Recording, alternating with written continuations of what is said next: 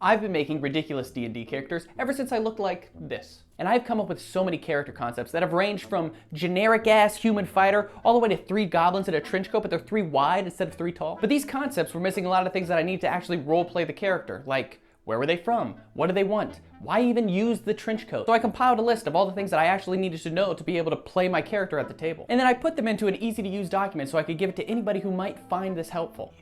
So I humbly present to you the character backstory cheat sheet. Wait a second. Wait. The character backstory cheat sheet. Come with me on this character creation journey so we can turn our terrible character ideas into fleshed out and robust terrible character ideas. The cheat sheet is broken up into 3 main sections: personality, history, and motivation. In the personality section, the goal here is to establish who this person really is. We've got personality traits, flaws, likes and dislikes, fears and mental stat descriptions, and arguably the most important thing, the main personality trait. The main personality trait is the core feature of the character. It's what someone would remember about you if they only talked to you for like a few moments. And it's what you should lean on in moments where you aren't certain what your character would do. How's it going? You too. Shit. The other personality traits and flaws are where you get to add more complexity to the character, making them more fleshed out. What the fuck? Who wrote this script? We can add self-deprecating to that list.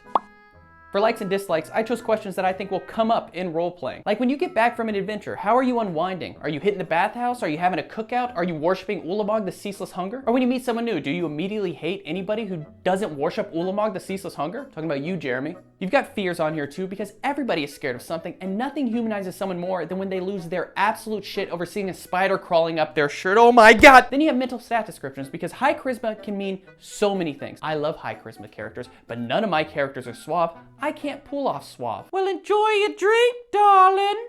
Thanks. You too.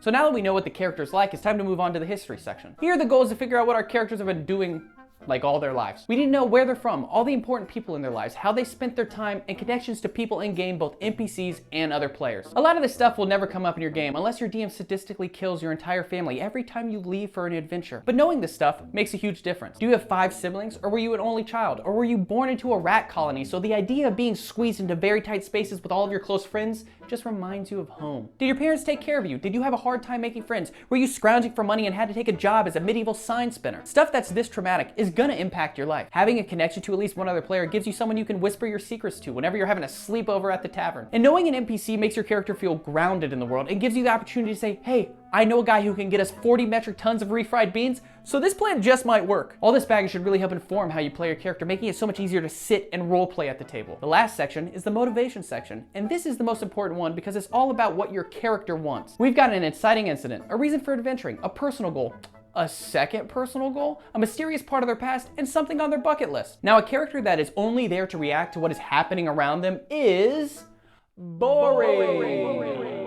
A character that has goals though, well, that guy's going places. What made your character start adventuring in the first place instead of being like a baker or something? And why do they keep adventuring instead of retiring and opening like a bakery or something? Listen, I've been craving just a nice loaf. Good loaf of sourdough. Usually the answer to both of these helps form your character's goals. And having 2 goals, that makes for a far more dynamic character. They can be big or small, but it should be something that your character is actively trying to do, like get revenge, find an ancient artifact, or get into a prestigious yacht club so that I can finally show my ex-wife that I will amount to something. But stop making your goal to seduce every barmaid. I'm tired of role-playing the barmaid. To surprise your other players, I always find it fun to have something that you're hiding that you get to slowly reveal. It just adds a little extra mystery to your character for that sexy factor, like maybe just a fun tidbit that, oops, sorry, I'm controlled by a lich and I'm bringing you all to your doom, oops. You know, something fun like that. And to round out your character outside of just being an adventurer, what is something on their bucket list that has nothing to do with fighting or becoming powerful? Do you want to travel to every major city, own a bakery one day, wear a fancy bespoke suit that makes you feel like a bathroom attendant? I don't know, but give your character something. Everybody needs dreams outside of their day job. Now there is one little extra section that I didn't mention before, and you don't have to do this one, but it's the gameplay section and it only has one thing, a mechanical quirk or a unique gameplay element. I've been playing D&D for a while now, and I like to add a little bit of homebrew to each of my characters and make them feel a little bit more like they're my own. So I'm not just playing Craig the Barbarian who does one thing, which is rage, but instead I'm playing Craig the Barbarian that can only go into a rage when he's on a sugar high, so his rage benefits are directly correlated to how much sugar he can just slam into his face. So now I have a new system to balance while also having a lot more to role play with. To me, that's a little bit more interesting. Of course, this won't work for all campaigns, and don't make it blatantly overpowered, you dork. Try to make it something that has both a benefit and a drawback. But talk to your DM and see if you can work something out. I think we should all be trying to homebrew more. So that's it. That's the cheat sheet. It has helped me out a lot, and hopefully it'll help you out too. Just keep in mind that backstory is not role-playing. Backstory is used to inform role-playing. You can come up with all of the cool ideas, but you have to implement them into how you play. Stop telling me how you used to be 4 goblins in a trench coat, but show me how the 3 leftover goblins feel when they no longer have the guy who's supposed to be the left leg. Also, this sheet helps flesh out a concept, not exactly gives you a concept to work with. So for that, you're stuck using your imagination.